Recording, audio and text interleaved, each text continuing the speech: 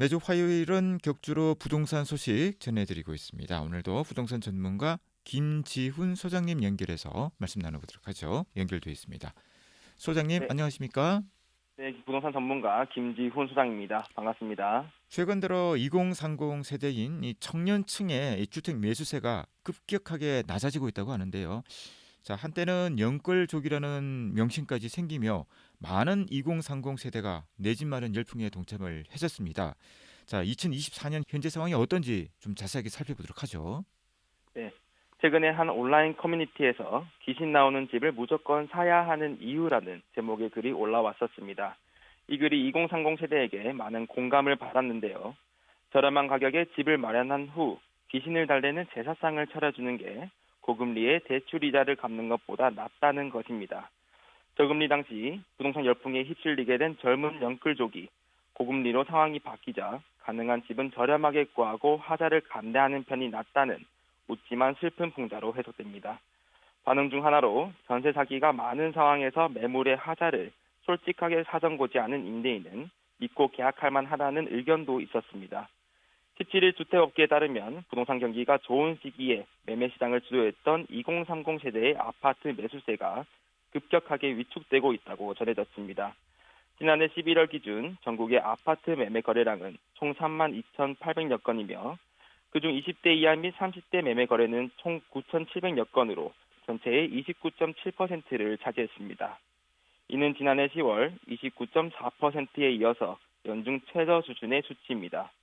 같은 기간 서울 지역에서는 아파트 거래에서 2030 세대가 차지한 비율이 전월 대비 3% 하락한 33%로 연준 최저점을 기록하기도 했었습니다. 네. 이 저금리 당시에 내 집 마련의 열풍에 휩쓸려서 부동산에 뛰어든 많은 2030 세대가 최근 들어서는 아파트 매수세가 급격하게 줄고 있다 이런 말씀을 해주셨습니다. 자, 관련해서 그 원인으로는 어떤 부분들을 꼽을 수가 있겠습니까?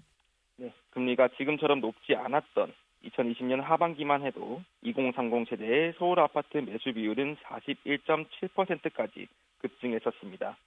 하지만 금리가 뛰기 시작한 재작년부터 매수 비율이 줄어들기 시작했는데요. 당시 영끌족이라는 신조어가 생길 만큼 무리해서 집을 사던 2030 세대가 커져가는 이자의 매수 심리가 위축된 것으로 분석됩니다. 실제로 통계청 자료를 살펴보면 대출이 있는 2030 가구의 부채는 작년 평균 1억 3,900만 원대로 2019년 9,270만 원대 대비 50.5% 급증한 금액입니다. 같은 기간 전 연령대 증가율에 대비해서는 2.6배에 달하는 수치입니다. 네. 자, 2030 가구 부채의 지난해 평균이 1억 3,900만 원. 이자 부담도 상당할 것 같은데. 자, 2019년 대비해서 2023년 전 연령대의 금융 부채 증가율은 19.6%였는데 이를 감안하면 2030 세대의 부채 금액 증가율 50.5%는 굉장히 많은 2030 세대가 대출로 집을 구매했다라는 것이 체감이 되는 것 같습니다.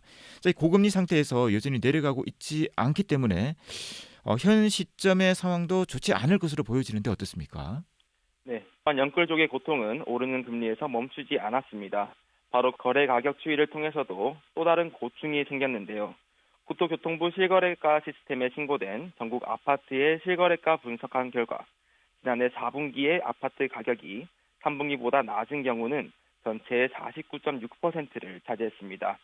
이는 동일 아파트, 동일 주택형에서 비교 기간 내 각 한 건 이상씩 거래가 발생한 2만 3,800여 건의 실거래가를 비교한 결과입니다.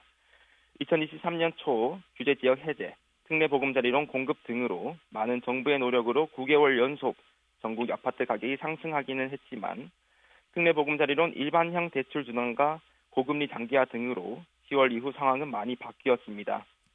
전국 아파트 실거래가 지수는 지난해 10월 0.22% 하락했고 11월에도 마이너스 0.75%의 약세를 보였습니다. 특히나 서울에서는 지난해 11월 실거래가 지수 하락폭이 마이너스 1.81%로 10월보다도 커졌습니다. 네. 특히 지난해 3분기까지 아파트 가격이 상대적으로 많이 올랐던 서울의 경우 4분기 거래의 52.6%가 3분기보다도 낮은 가격에 팔린 거래였습니다. 그 예시로 도봉구의 한 아파트에서는 전용 84m 제곱 기준 작년 9월 최고 5억 9,900만 원에 거래가 됐으나 작년 12월에는 9천만 원 이상 하락한 5억 300만 원의 거래가 이루어졌습니다. 낮은 가격에 팔리면 그나마 다행입니다. 그렇지 못한 매물은 현재 버티지 못하고 결국 경매 시장으로 몰리고 있는데요. 지난해 전국 아파트와 빌라, 오피스텔 및 상가의 경우 경매 진행 건수는 총 9,015건으로 10년 만에 최대치를 기록하기도 했습니다. 네. 이 고금리에 가격까지 떨어져서 내 집 마련을 한 이 2030 세대가 집을 팔기도 사실 굉장히 애매한 상황인 것 같아요. 자, 뭐 물론 그 가운데는 안 좋은 상황도 있지 않겠습니까? 경매까지 간다든지 이런 경우도 있을 것 같고요. 자, 부동산이 활발하던 시기에 무리해서 투자형 목적으로 또 주택을 매수한 분들도 많을 것 같습니다. 그리고 이때부터 전세 사기도 수면 위로 드러났다고 할 수가 있겠죠. 네, 맞습니다. 부동산 화랑기에 무리하게 집을 매입했다가 이자 부담을 견디지 못하고 나온 물건이 급증했기 때문에 경매로 나오는 매물까지 늘어나고 있는 상황인데요. 이러한 상황 속에서도 계속해서 터지고 있는 전세 사기는 청년들에게 더욱 부담이 되고 있습니다. 지난해 6월 전세사기 특별지원법 시행 이후에 전세사기 피해지원위원회가 인정한 피해자는 총 1만 944명이며 이 중에서 2030 세대는 무려 73%를 차지하고 있습니다.